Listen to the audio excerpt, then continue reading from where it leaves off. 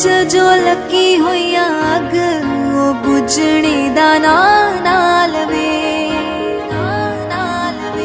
जीदे जीण दी ना कोई भी वजह, बंदा किवें साह लै लवे।